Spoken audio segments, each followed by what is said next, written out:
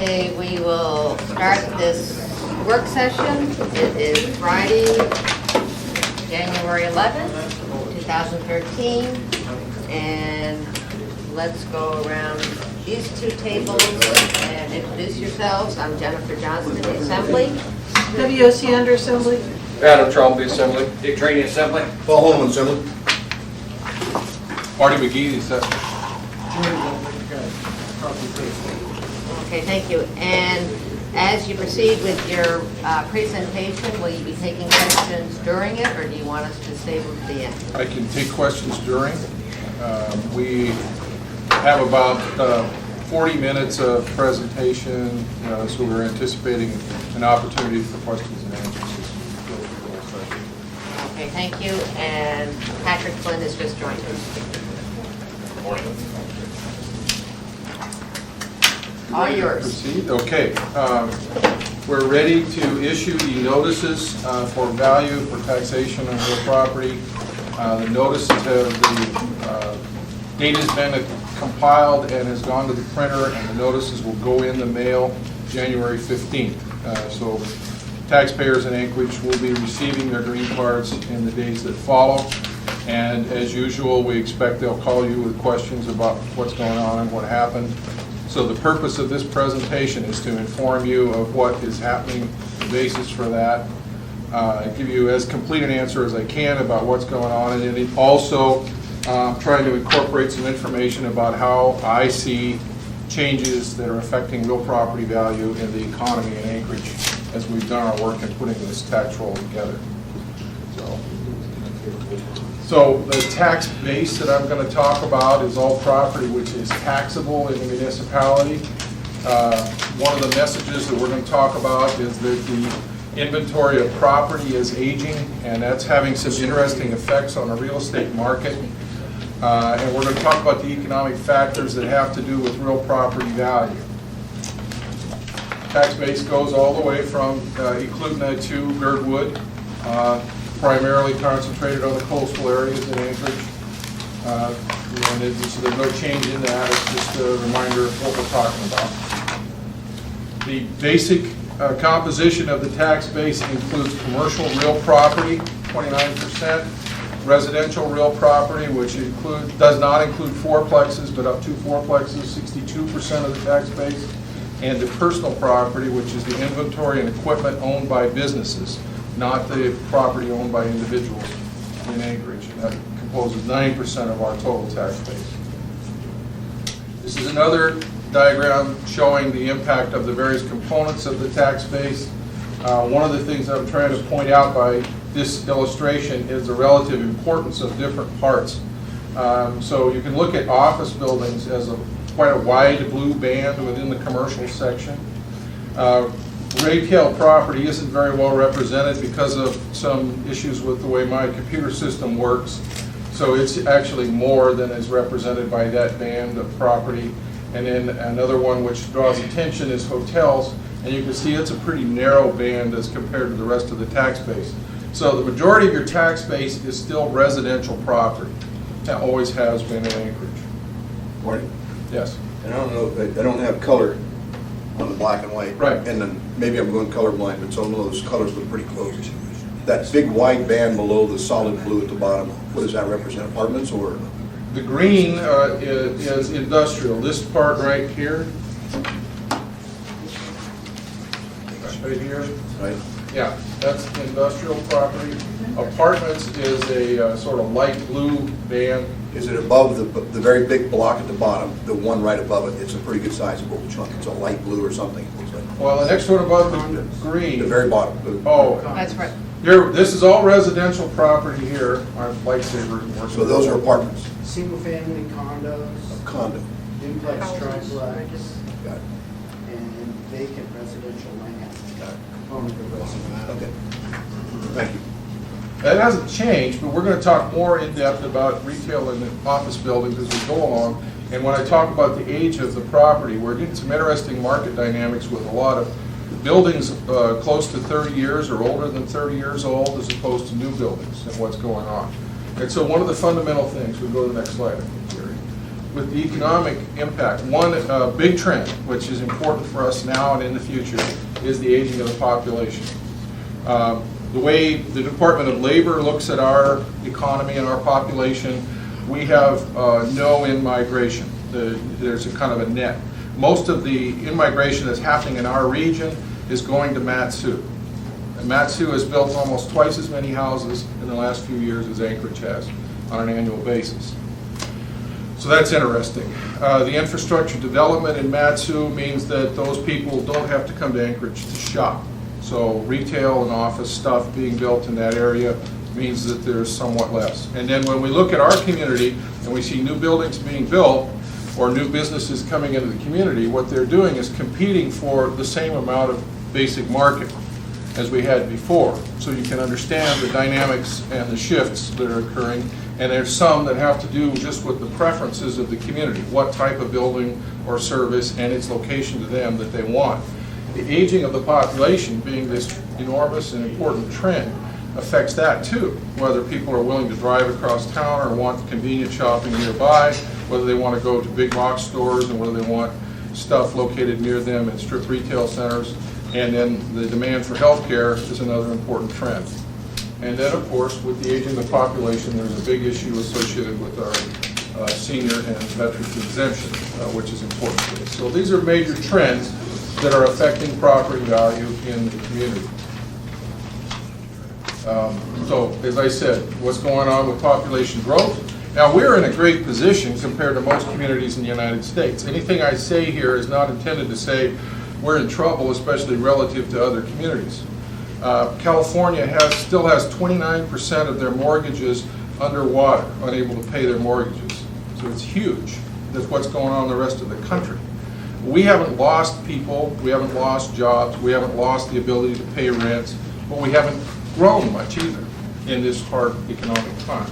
And of course, we exist in the same capital pool and the same economy as the rest of the United States. So we're affected by what goes on outside, even though locally we're very stable and have a pretty good situation.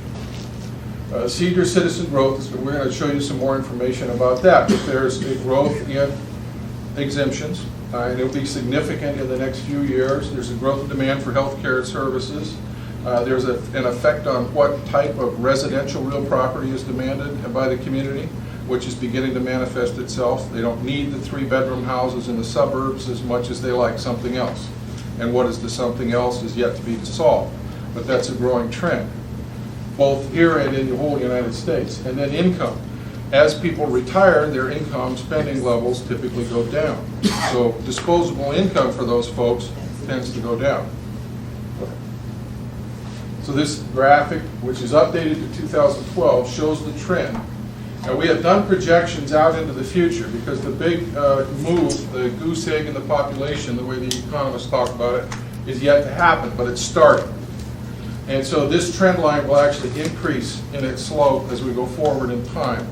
And we have made a rough projection of what is going to happen next, and it could go to $55 million of taxes offset to other taxpayers as more seniors come into the program. When we look at the number of seniors currently enrolled, Excuse me one second. yeah, Dick? Marty, excuse me for a second. Up at the top of that, you've got senior disabled veteran tax. right. We have some people that get both. Or can they get both? Can they just take the Well, they just get disabled? one. It's just 2 ways to qualify for one exemption. So an individual can't have 2 exemptions, they just have one. Now, the residential exemption adds to the available senior or veteran exemption. So their maximum benefit currently is $170,000. Okay, what if I've got people, for example, the spouse is disabled, and they're both 65, so could one claim the senior, the other claim the veteran disability? Well, it's one per property. Okay. So the owner of the property qualifies, but the property is what receives the benefit, and it's one per property. So a husband and wife or whatever just gets the one on a single Sorry resident. about it, but thank you. Paul? Thanks. I noted senior and disabled, but I don't see nonprofits or, Well, all we're talking about in this particular graphic is the senior and veteran program. the other things, I haven't provided much information to you, but that would be additional And the information. reason I say that is because it appears that there are several nonprofits that are continuing to expand and got more land that was taxable at one point. Well, was coming in off. particular, the healthcare, and there's quite a shift, I think, as we go forward, and as this aging of the population happens, more healthcare provided by not-for-profits would be the developing trend, nationwide as well as locally. And in the exemption of hospital property owned by not-for-profits, which has been a major issue across the United States, and I would point you to what has developed in Massachusetts in particular, and Chicago as two landmark areas where they've tried to deal with that issue, because their community faced in a bigger scale the same thing we do. You know, this growth in that element of the economy, and then in an exempt status, they don't pay for any of the municipal services. So it begins to be a bigger and bigger impact on all the taxpayers. The solution that they found in Massachusetts was a payment in lieu of tax situation that they worked out with the universities and hospitals in the Boston area. So these are things for you to look at, because that's a growing trend and an important thing to look at. Now, other types of not-for-profit owners, like Cook Inlet Housing, and in housing for low-income people in particular, that also is a growing trend. That's the only kind of residential multifamily currently being developed and built is not-for-profit related, or it's not entirely non-taxable because the low-income tax credit is the mechanism that's being used most right now. But again, it's a developing trend that needs to be paid attention to. How are we paying for municipal services if we're not going to tax owners of this property? Ms. Alexander? So how did they engage in that guilt discussion initially? Is there some kind of a specific? Well, in thread? Chicago, it was through lawsuits. And Filed by the city? yes, by the taxing authorities, or vice versa, as they challenged it. Because it was within their authority to decide? Well, there is no definition of hospital. There is no definition of charitable in the law. So there are lots of opportunities for different interpretations, and the municipality, the Cook County, got very aggressive about their definition of what constitutes a hospital and not-for-profit. And it wasn't resolved through the courts, because before it got to that point, a legislative fix was put in place.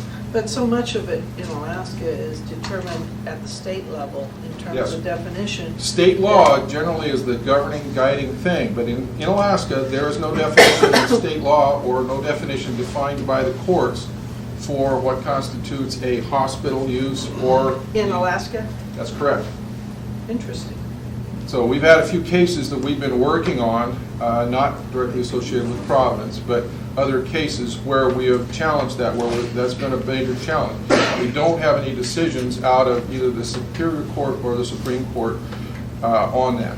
I think the Assembly would be interested if you see any windows of opportunity you might want to share. Well, and I don't know, I assume Providence is aware of these other developments. So I think in Massachusetts, the result was a threat of legislation which would make those entities taxable, which brought them to the table for negotiation. At the state level. Yes, and resulted in a result. But these things tend to originate locally, but because it's state law that governs it, it becomes there. But they don't originate at the state level unless we go to court, and it's the state courts that make the rulings. Okay, thanks. Mr. Franny? Marty, last year you gave us a listing of all the properties in Anchorage that had a church exemption. Can you do that again? Because I get calls from people all the time complaining about, Yes. well, this is already a church, but they've taken the property tax rules. So last year we got, if you send it to us again, I Right. sure would appreciate it. And just That for breaks it down. clarification, the exemption is for religious purpose. Yeah. It isn't specifically a church. So we get into some issues of defining that too, as we try to administer the law. And does the spine therapy center relate to what you're talking about? Remember, we used to tax from that, Yes. then the state exempted the building? Well, that originated because the property, the land underneath that was exempted for educational purposes to the university, to the Yeah. private university, and then they leased it to a for-profit medical clinic. And at the end, it's taxable. And we did tax it and do continue to tax it. But as APU specifically develops its property, which we have some new pieces this year on that, it keeps coming back up as an issue of defining exactly what's taxable and what isn't, and their expectations and ours in terms of how we're going to tax the property. There's a hotel out there on leased land, and USGS has expanded their facility, and that's another issue that we're dealing with out there. Mr. Trombley? Thank you, Marty. Yeah. Under the new healthcare act that's being implemented, one of the things that we're going to start seeing is coming in 2014 is we're going to have payments to hospitals are going to start being cut by about $14 billion next year. So is that, now, if we're going to start talking about taxing places like Providence, their reimbursements from the federal government is starting to get cut back, and then we want to raise taxes on them.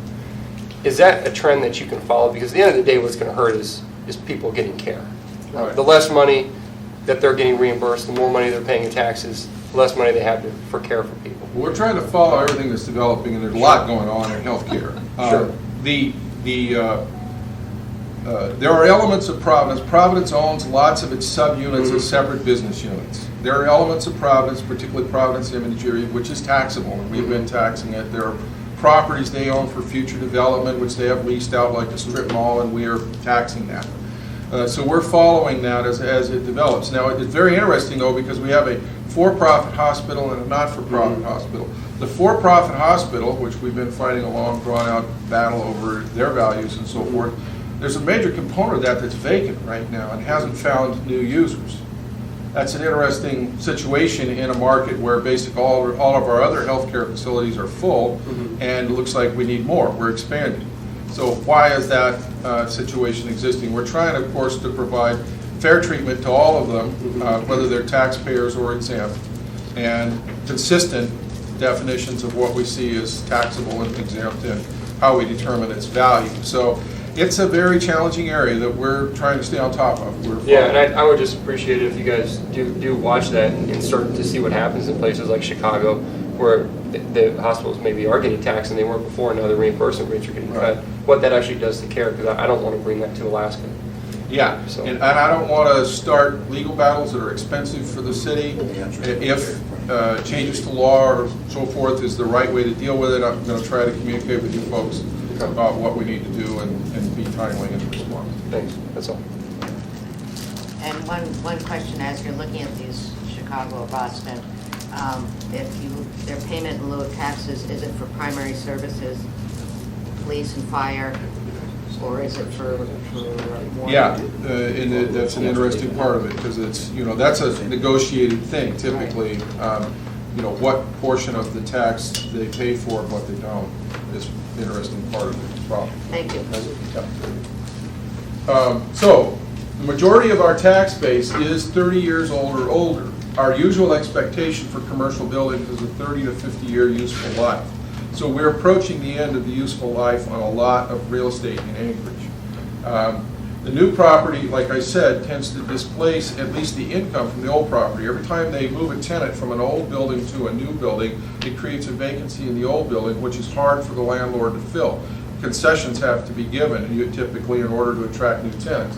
And we don't have in-migration of businesses or expansion of local businesses. There's some, but not enough to completely occupy all of this property. So we're beginning to see vacancies both in the old property, and we have some significant vacancies in new constructed property, which is something to pay attention to, and we are, and it'll bring us some issues on the assessed value as we move into this year. Okay, now we're going to give you the overview, the typical one we do. Most of these slides are the same. They're just updated with the data from year to year.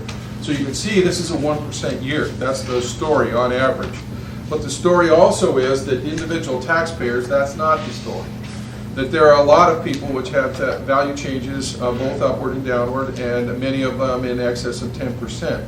We're going to hear from those folks. So that's what I'm trying to inform you about why that happened and what the basis for that is. You can see the breakdown between residential and commercial. It's pretty much the same kind of breakdown profile we had last year. One of the interesting things is where the new construction is happening, and it looks like there's quite a bit more new construction in the commercial segment than there is in the residential segment.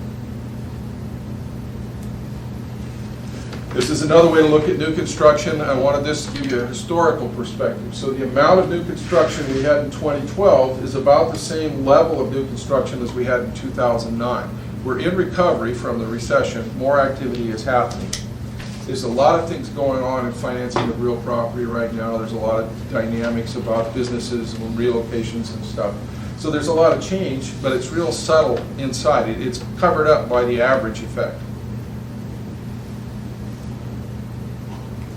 We use the same techniques we have that I've informed you about before. We go directly to the owners of property, buyers and sellers, request information from them.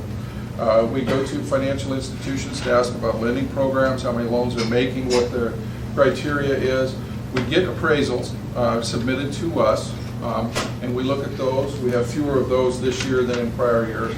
And we go to real estate professionals, both the realtors involved and the appraisers in the community, and ask them questions about whether our perspective on things is correct, and if it isn't, why. So we think what we've done is consistent with what the rest of the community is going to tell you about what's happening in the real estate market in Anchorage. We use the three basic approaches to value that all appraisers do. We put a lot of emphasis on the cost approach and assessment, so most of the houses in Anchorage are done on the cost approach. Most of the commercial buildings are done on the cost approach, but we pay a lot of attention to the income approach in commercial real estate. We use it as a way to calibrate our cost models, and we're tracking what's going on with rents and vacancies and operating expenses.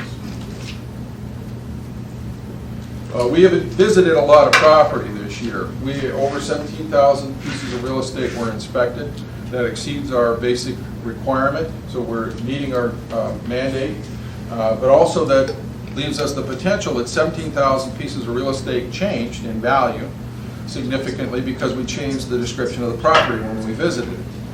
Either it's in better condition or worse, additions have been made, deletions have been made, changes occur.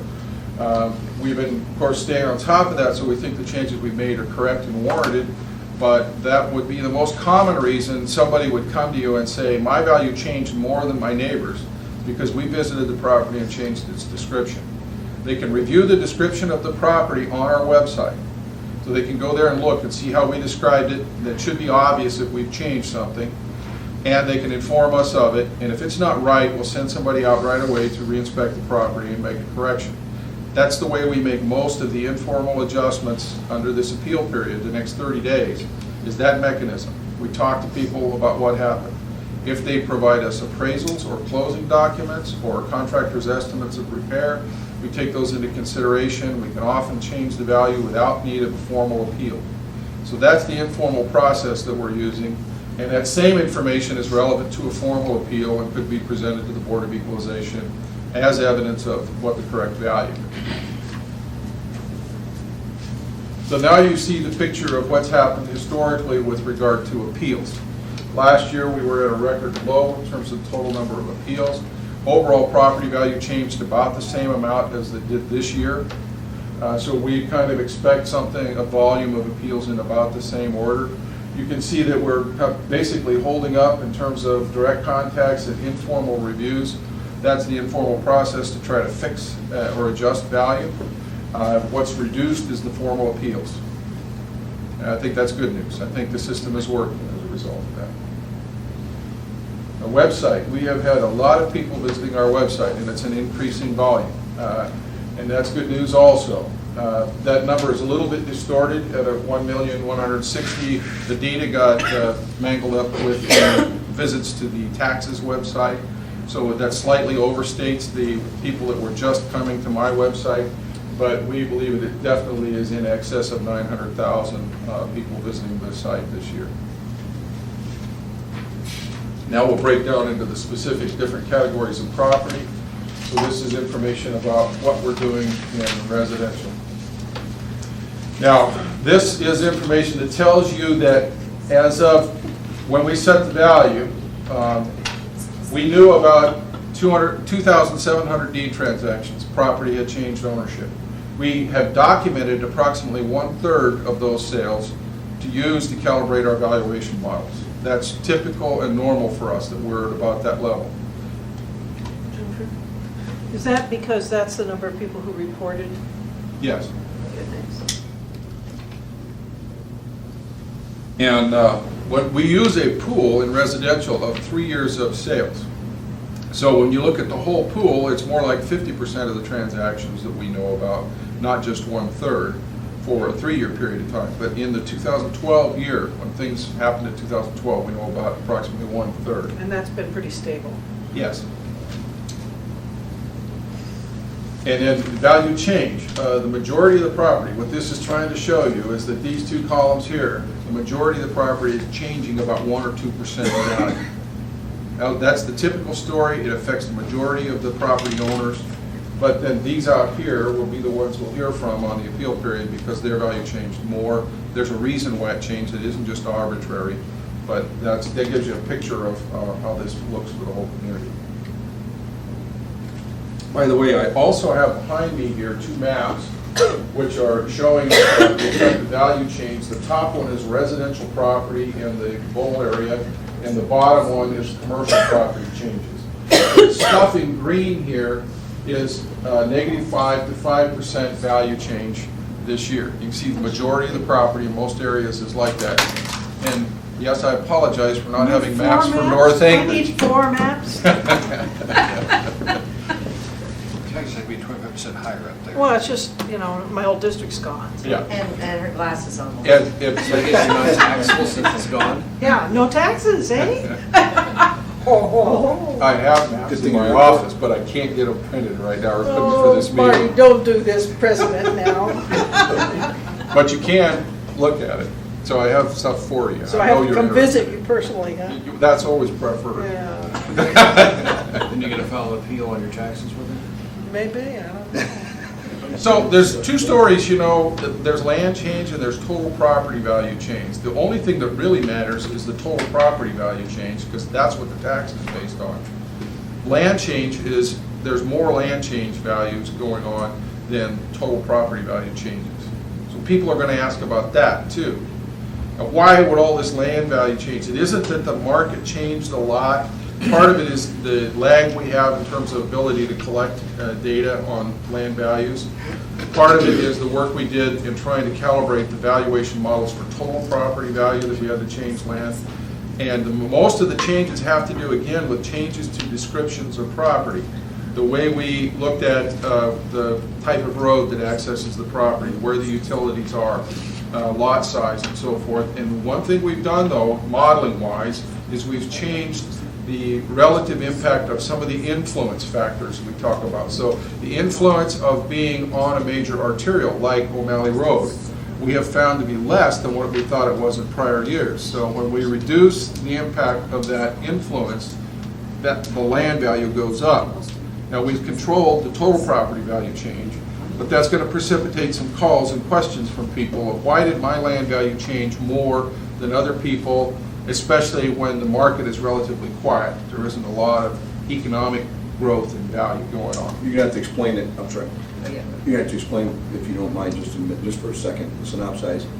O'Malley Road, that example you gave, Yeah. you're saying that the influence of O'Malley Road at one point devalued land right off of O'Malley, and now you're saying... Because of a high-traffic arterial, we had observed from the market that that wasn't as desirable as something that was off, that didn't have direct frontage on the high-value arterial. Now you're finding that's not the case. Well, it's not as significant as it was before. It's still the case. And then some of it is just correction. Is We that went- subjective, or is it based on sales? We have sales data to back up what we're doing. There's always an element of subjectivity when we analyze and come to the conclusion, but we do have data to back up what we're doing. That's the complaints I get, is whose opinion or decision Yeah. is that? So if it's based on data, it's easy to justify, but if Well, it's because somebody believes We that... will always have a challenge in Anchorage on land valuation issues because we don't have a lot of vacant lot sales to use as determinant of land value. We have to do a lot of analysis of improved property sales and then try to extract out the difference associated with the lot specifically. So this is not, I would not represent to you that we have, the rock solid case to show you sales to say this is why your land value is what it is. We could do that with the total property value, with the improved, including the improvements, but very difficult to do with land only. So there's a lot of subjectivity in what we do in land And valuation. that makes it difficult for us to answer constituents, And me too. subjective challenges. Thank you. In the past, Marty, you've shown us particular neighborhoods where you told us there were significant changes with internal to a neighborhood. Right. And so to expect that. Is the change fairly uniform across the municipality? Or are there neighborhoods that got more of a spike than other places? There are locations that have more Okay, influence. it would help us if you could highlight those locations for us. Yeah. I can do this two ways. One, I could try to communicate with you folks directly about your represented area, or I can show you these maps and try to explain what's going on as you look at the whole community. But that's the reason we created these value change maps for you, as you can look at. No, I know, and they're really valuable. It helped last time that you Yeah. did that, And of because course then I I can- could explain the rationale. Yeah. Because even if it's not my district, I'd get calls from I some of agree. those folks. I agree. So it does help us to get ahead And of I it. could distribute these maps to you. They're, one of the challenges we have is that they're really hard to see the detail on a map when I print the whole bowl or the whole community. And you need to. No, I know that. I was just griping. But if you, well, but if you like know something and you could point to, folks, this neighborhood where you might get calls because this happened, Yeah. that's helpful. Yeah, Marty. the other thing, You've got the map at the ends of the PowerPoints. Yeah. Why don't you just pull it up and show it? that would be Okay, cool. and even though the resolution is small, I think the Just conversation to know is good enough. generally, yeah, And we did incorporate them, just in case. that'd be super. And they're there, so why don't you just Okay, scoot there. the other very back. thing, Marty, is I've been told by several people that actually Eagle River is the hottest real estate market right now. And that, Well, it is in some respects. Okay, I mean, just want you to- Residential growth, and with what's going on the bases, Yeah. Eagle River is a very desirable location residentially. And so where we will see most of the new construction of residential property will happen in Eagle River, and it has the most, in Chugiak, and it has the most potential for filling in, because of vacant lots. It's almost non-existent in the rest of the community, a little bit in the hillside and South Anchorage, but most of the rest of the community is built out, and the vacant lots have a problem with them. That's the reason they're still vacant. I'm just hoping you're gonna tell me that. Commercially- It's a spike out there. Yeah, no, we're not spiking value in Eagle River. All right. But commercially, there are some other issues, and so that's a different dynamic. All right, We talk about I'm commercial fine. I'll be property. quiet now. And Dick, are you fine? Marty's question for you on Dowling Road. Are we gonna see an increase in the value? Now the state's come through and they've made Dowling Road with improvements. Is it gonna affect No. the property along there? Not yet. What we always do is we look at historic fact, and we're looking at what happened in the year prior to the lien date, January 15th. So the impact of Dowling Road improvement hasn't manifested itself in sale prices or rents. So maybe next year? Yes. Okay. And if anything, it's depressed right now because the construction activity limited access to it and made it less desirable in the short term. And same thing with the extension or the change to Raspberry as it connects to Dowling. That'll have an impact, but not this year, in the future. Now, there's a little bit of that because people anticipate one way or the other as to what's going on. But, I would say that hasn't manifested itself yet. Because I know it's moving traffic remarkably faster across town. Oh, yeah, it's a big improvement. It's gonna, really help traffic flow, and it will change patterns of people using property. Thank you, Marty, I appreciate it. And let me remind all that we just have a little over 20 minutes for the rest of it, so. We just checked what we have at the back of the slideshow, and we have deleted that residential slide, so I apologize for that. But I'll be getting back with you guys with specific maps and some comments to you about in your area or generally what's going on. They're not a lot. See, as we look at these red spots on the residential up here, we can kind of point out a few areas where we know, and in the hillside area down there, and some in Mountain View, where there's a significant amount of change and things are happening, and folks will be calling us about those. But most of the community, it isn't a big story in terms of, they'll get a 1% change in their value, and they probably won't react very strongly to that. May I ask, when you send it to the clerk, so it'll go out to everybody? And Sure. And if the digital maps, we can blow them up, and Okay. hopefully they're the kind that we can change sizes to. It'll probably come across as a PDF or a JPEG document. Okay. And if you have trouble with it, you can always contact me and we'll try to make it so it's useful to you. Okay, thank you. In the past, especially with the Chugach and Eagle River area, I printed out large-scale maps for Debbie because she was trying to stay on top. And there was a lot of things going on in that area of town with all the development and so forth. There's just a lot of changes happening. Okay. We've got 20 minutes. Okay, so we'll try to move on through this. Now, this is the breakdown of the residential clusters, the way we divide up the residential market. And you can see when you look at the percent change column, most of them are 1 or 2%, but there's a couple notable exceptions.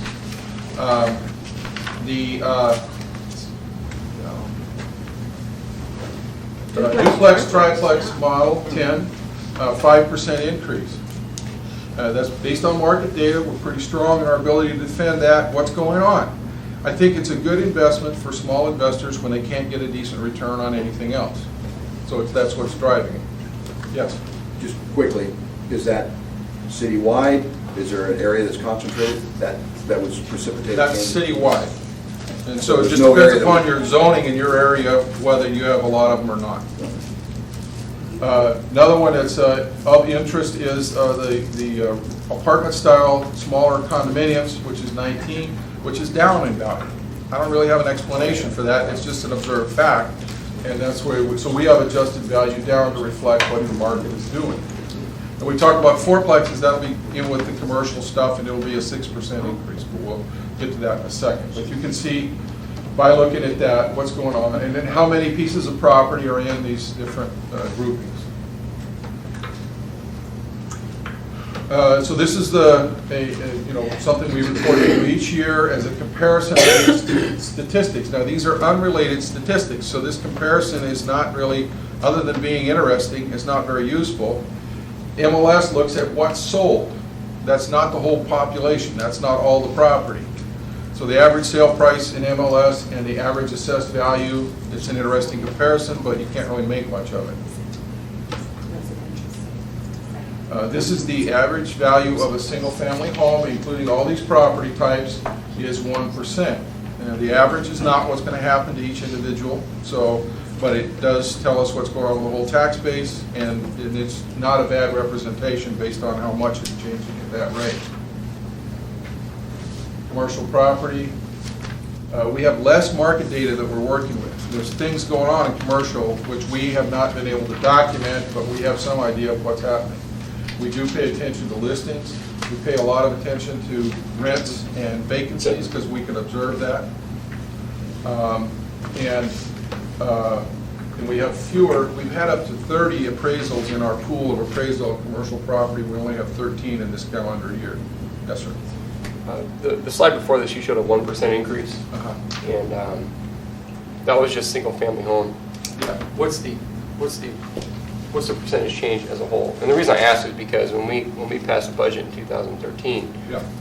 and we look at the projections out into the future and the 6-year fiscal plan from the administration, Right. it assumes a 3%, an overall 3% increase in assessed values. And I'm just wondering, what can we expect that? Because if we're only seeing 1% change overall, that's going to drastically Right. change the... That's true of the total tax base too. In one of the earlier slides I showed you, we showed the value of the whole tax base. So it's in here at the beginning of this presentation. Okay. And if you want more information, of course, I'll provide it.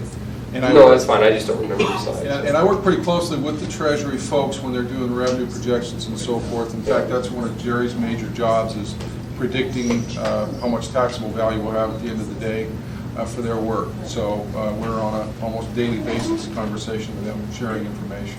And Mr. Tromley, 1% is the existing properties mostly are moving at about 1%, but the tax base itself has moved up 2% including new construction in it, if that helps you. Sure, thanks. Adam, I just want to clarify your 3%. In the 6-year fiscal plan, we didn't incorporate assessed values. We just assumed a tax rate increase. And so maybe you were thinking Maybe I'm of the thinking school tax. district? Because Well, maybe I'm thinking tax rate increase, but I guess then it was a conversation that you and I had Yeah. offline, and I guess it was the In the assumption. 6-year fiscal plan, we had planned for a 2% total value increase, which Okay. is exactly what Okay. Marty's confirmed. All right, thanks. So- Appreciate that. Okay. So this is information about what's going on in the development of retail and office buildings, how much square footage has been added and where. You know, the two big box store buildings, of course, have added a lot of square footage associated with retail.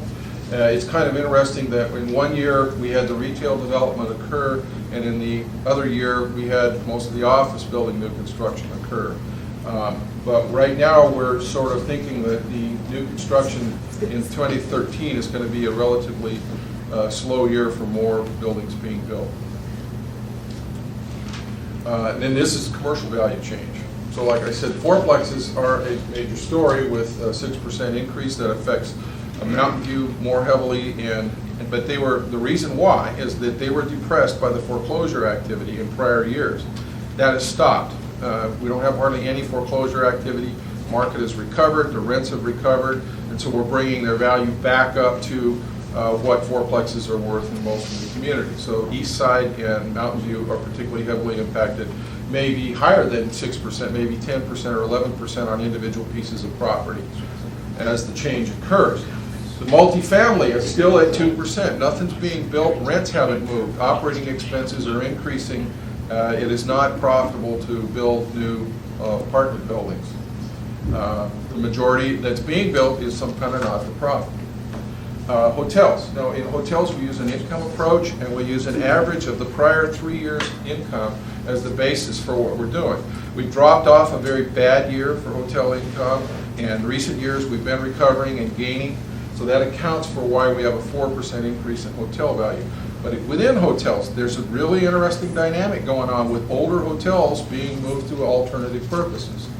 And so the new hotels are taking market share away from the old stuff, and it's having to find something else to do in order to exist in the community. That'll be the story as we go forward. We have at least one more hotel proposed as new construction.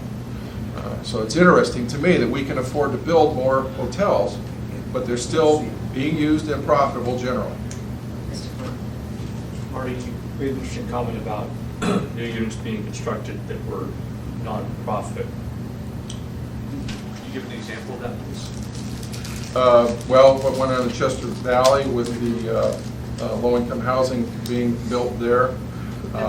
The Cook Inlet Housing is building stuff in Mountain View, mostly smaller stuff, 2 and 3 unit. So that when CHA builds a single-family home that they then sell to a homeowner, is that not taxed? Well, that is taxed. That's under a different program. Okay, so only the stuff they retain ownership of and rent. Yeah, and even most of these others are actually low-income tax credit, so they're restricted in terms of their value, but they're not entirely exempt from tax. Even multifamily units. In multifamily. So most of the new multifamily, even if it's owned by a not-for-profit, is actually contributing to the tax base. But it's limited because of its limited, Yes. limited income Yeah, potential. they effectively get a subsidy out of that in order to subsidize their operations. Understood, thank you. Mr. Training? We have seen an explosion of hotels in Midtown, as you know. Is this new one planned to come into Midtown also? Yes. Where at? Amazing, isn't it? It's just crazy. I don't Whole remember place the is getting exact depressed with all location, the but weight coming I've on. said for 2 years, I don't see how this community can absorb more hotel rooms, and they keep building them. And then we have the hotel bed tax to look at to see whether they're successful or not, and they're finding people to stay in them. When you talk to the operators, they say each one is aimed at a different market niche. And apparently there's still a market niches available for them to go after because we haven't overbuilt there. Now there's a classic economic trend when the cost of capital is low, communities tend to overbuild, especially in commercial property. So I'm cautious of that, but I don't really think it's happened yet in Anchorage.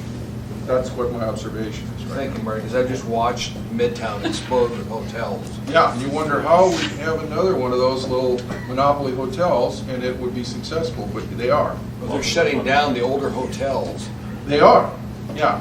And because they're a superior product in a better location, so it's a classic What are they economic. going into, apartment buildings or what? Yeah, efficiency apartments is what they're going to. Anyway, And can sorry I about remind you, it. 10 more minutes? Yeah, they're almost done too. This graphic is intended to show you the age of the tax base, how much of the tax base. I showed you that office buildings were a big component of our tax base. Look how many office buildings are 30 years old. So yeah, it's great that we have new office buildings being built, but they're that small piece over there. And the big piece in terms of the condition of our tax base is the orange column. And then the retail information is also on there. Go ahead to the next slide. Which is a little bit different picture. But we definitely have relatively new retail space that isn't occupied. We have older retail space which is suffering, and we have more retail space being built. So the competitive market situation on retail is very interesting. A lot of what you see occupied as strip retail especially is going to alternative uses, office type uses, storage type uses, lower value tenants which pay lower rent than your typical retail sales type tenant. So the value of that property is going down as a result. So it's an interesting dynamic, and it's just something to pay attention to as the community develops and changes. Personal property, mobile homes. Mobile homes are ancient in Anchorage. We basically haven't brought any new mobile home units in since the 1980s. The majority of our population is that old. They were intended to have a 15-year life, and they're still in service at 37 years old. They retain value. They're still being traded and maintained. So it's an interesting situation to try to appraise every year. Go ahead. The total part of the tax base associated with personal property is in good condition and about the same as it was in prior years. That's the end of it. We have to, these are being reported to you, but our performance value, we're meeting our goals, both in valuation, in the number of properties we inspect, and in our appeal response. So we're doing fine on those measures of our success. Mr. Trombley? Yeah, going back to the personal property tax, I've heard from a couple business owners, and their biggest gripe with that, the personal property tax, basically the inventory tax, is that there's no relationship between the business owner's ability to move that product and the tax associated with it. I'll give you an example. Say someone owns a snow machine dealership. Yeah. They have a 2011 snow machine sitting there. They didn't sell it in 2011, they didn't sell it in 2012, and we're coming on 2013. But that individual, while the profit margin on that machine may be anywhere from 2 to 3%, all their profit's been eaten when they do sell that because it's been taxed as inventory. And so their gripe is that it's not a fair tax. It doesn't meet the definition of the assessor's office of taxing personal, the inventory tax. The tax we're administering here is a property tax. It's based on the value of property that people own. It isn't an income tax. It isn't associated with the profitability of the enterprise. Right. It's strictly what do you own on that date and the property you own. So that element of property tax is always a reality for any kind of property. It isn't uniquely singling out personal property as the thing we do. You know, I've had a lot of conversations with that taxpayer as well. Mm-hmm. And, you know, one of the things we say to merchants is that it's their business and their responsibility to move their merchandise or what they hold or get rid of. And I'm not managing their business, and I'm not taxing the profitability of their business. Mm-hmm. I'm just looking at the value of the property they own, and they report that to me. You know, I don't go out and collect that. I have no way of knowing what they own as of a given date. Now, it's not just inventory. Inventory is a very important part of it. One reason for the growth, and we've had a lot of growth in personal property, is our work going to discover what they own. But I'll give you an example of Federal Express as a major taxpayer in that category, and that's all equipment. It's the stuff that they own to handle the packaging. It's not the inventory that they own. So there, and then another might be, fuel and fuel tanks and things like that.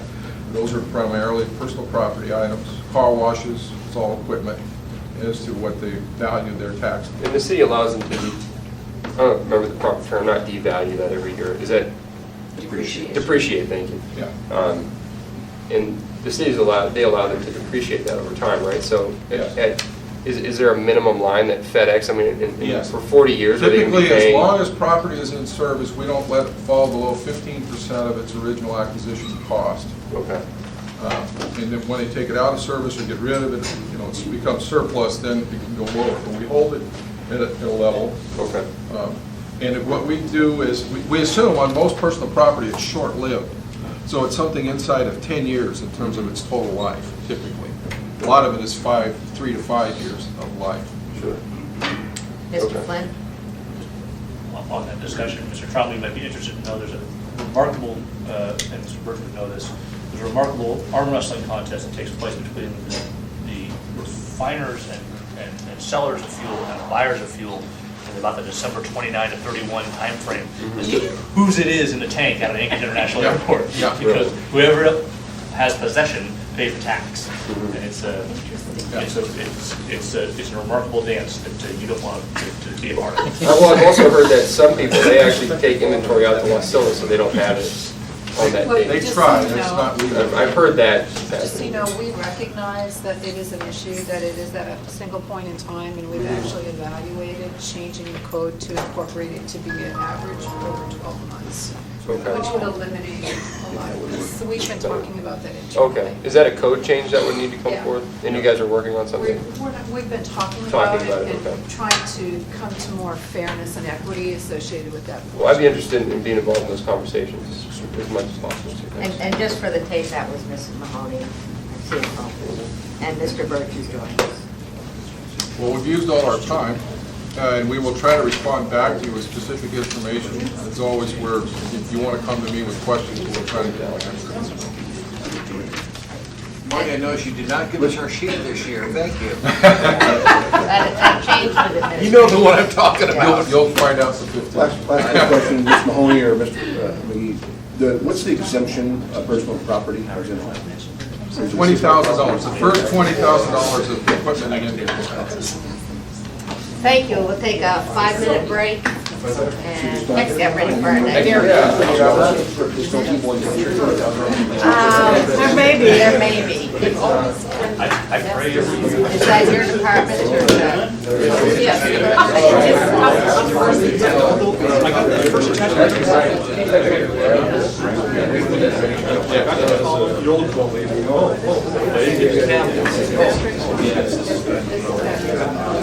I had a moment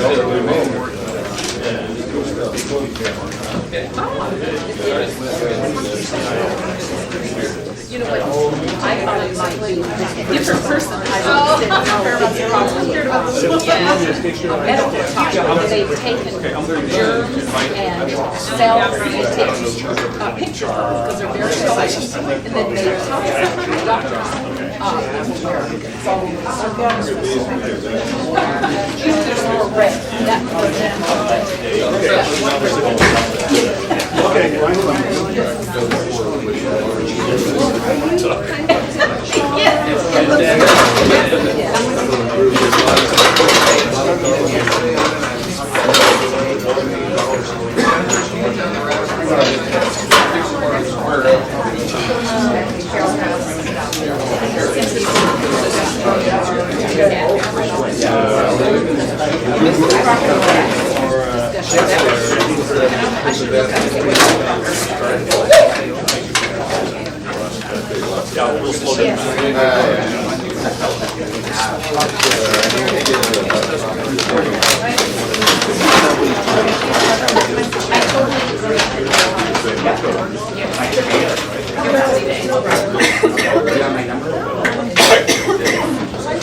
Mike's all dressed up.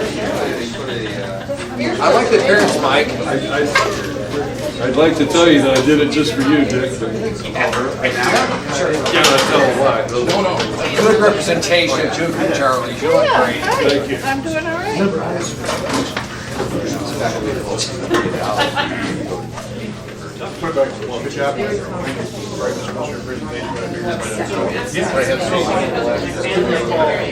There are quite a few.